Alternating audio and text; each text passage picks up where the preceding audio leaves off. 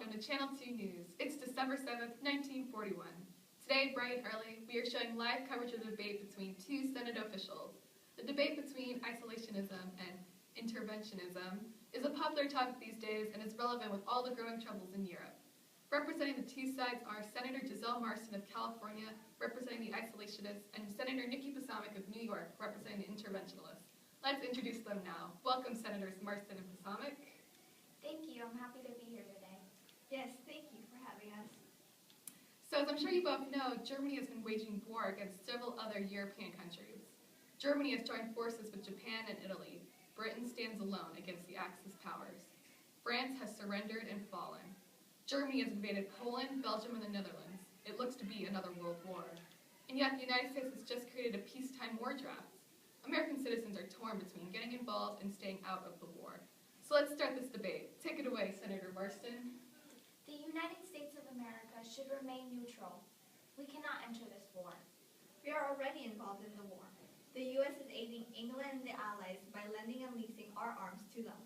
Soon after, we stopped trading oil with Japan. The Japanese are very angry about this. And for good reason. Japan invaded Manchuria and are trying to take over the colonies of Indochina. They're disrupting the peace. Cutting off trade was a peaceful way to let Japan know that what they're doing is not okay. Although we do not condone these aggressive acts, we cannot declare war. Japan doesn't want peace with us anymore. We've shown bias to the Allies from the beginning. Besides, we've been trying to negotiate a peace agreement with Japan. Look where that went. You have a great point. But we just cannot fight another war. It is too expensive, and we're trying to recover from the Great Depression. This isn't our problem nor our battle to fight, and we do not have the resources to fund such a costly war. We can't just let Japan, Italy, and Germany rule over other countries. That will affect our exports and trading markets. If China completely falls to Japan, the open door notes would not have any effects anymore. How would that help our economy back up? We are in a Great Depression. Do you realize that these countries are located in different parts of the world? We would be fighting a two-ocean war, very costly, and our military is not prepared. Well, how would you know they aren't targeting us next? Wouldn't it make sense that they target us soon enough? If Britain or the USSR falls, I'm sure we're going to fall to the Axis powers. So, are you saying that we should join forces with the USSR? As I said, we don't have the money, and why should we be the ones making the first move? Why should we support Stalin? That ruthless dictator doesn't deserve our help. The U.S. is a democracy, and he goes against everything our country stands for. So you'd rather be caught unguarded and unprepared? You'd wait to see Britain and USSR fall, then take action? We should support those that are enemies of the Axis powers. They would make great alliances with us because they've been betrayed. We need to be reasonable. The enemy are the Axis powers. But so many of our soldiers could lose their lives in a foreign country. We underwent so much agony during the First World War. Why should we declare war unnecessarily and have our sons killed in battle? Like I said hours ago, we can't just sit here and wait. We can't let the evil and tyranny of the Axis power reign. We fight for rights, for independence. Wouldn't we want to showcase that and help other countries? That's a great point, Nikki, but what do you think the average American citizen would feel if... Wait, hold on. I'm sorry, what? Are you sure? That can't be, though. Holy mackerel, this just in, breaking news. I'm getting word of an attack on American naval base in Hawaii, at Pearl Harbor, the largest U.S. naval base. The Japanese are attacking, I repeat, attacking. The United States is under attack. What? No, I knew this was going to happen. Japanese bombers are attacking Pearl Harbor. Repeat, Japanese bombers are attacking Pearl Harbor. Thousands are dying. Lord save us. We have live footage. I repeat, live footage.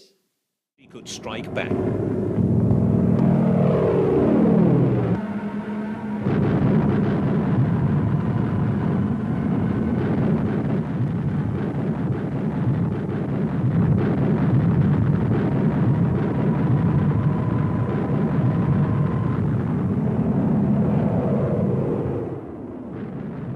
after this massive attack, Europe's war became America's, as Senator Connolly, chairman of the Foreign Relations Committee, made abundantly plain. I'm getting word that over 2,403 Americans were killed, murdered by the Japanese. 88 planes were destroyed, and there is a crippled Pacific fleet that includes 8 damaged or destroyed battleships. This is war! I'm sure of it! I'm at a loss for words. This is it. War is the only solution. The only thing now to do is to lick the hell out of them. There is a new report that 8 battleships, 3 cruisers, 3 destroyers, and almost 200 airplanes were destroyed. The government is going to make a statement. President Franklin D. Roosevelt is making a statement. Repeat, a statement. Mr. Vice President, Mr. Speaker, members of the Senate, of the House of Representatives, yesterday, December 7th, 1941, a date which will live in infamy. The United States of America was suddenly and deliberately attacked by naval and air forces of the Empire of Japan. The United States was at peace with that nation, and at the solicitation of Japan, was still in conversation with its government and its emperor, looking toward the maintenance of peace in the Pacific. Indeed, 1 hour after Japanese air squadrons had commenced bombing in the American island of Oahu, no matter how long it may take us to overcome this premeditated invasion, the American people in their righteous might will win through to absolute victory. With confidence in our armed forces, with the unbounding determination of our people, we will gain the inevitable triumph, so help us God. Good morning, America.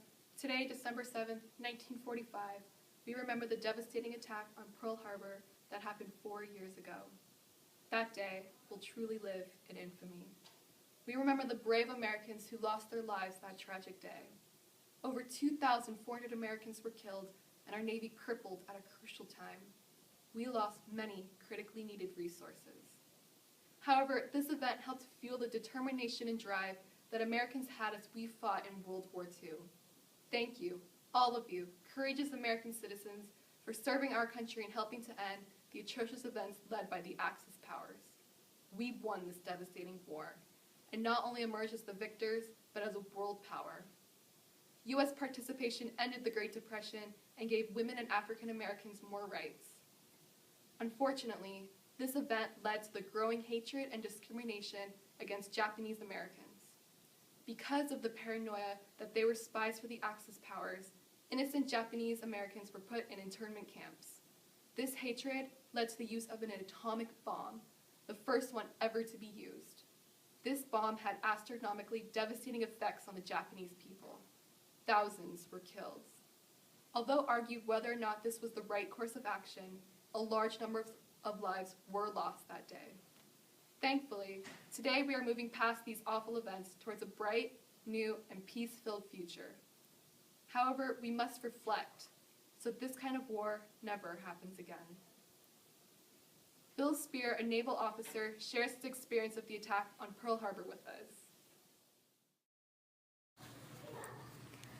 When you see bodies and pieces of bodies floating in the water, well, you try to forget. The next day, several ships in the harbor were still on fire, and rescue efforts were underway to save the sailors trapped inside capsized. There was mass confusion. They were trying to get people off those ships. We now have Bob Kerr, a former private in the Army Air Corps, who also shares his experience at Pearl Harbor. Someone said, "That's not a Navy plane, it's a Japanese plane. It's got a big red ball on the side of it.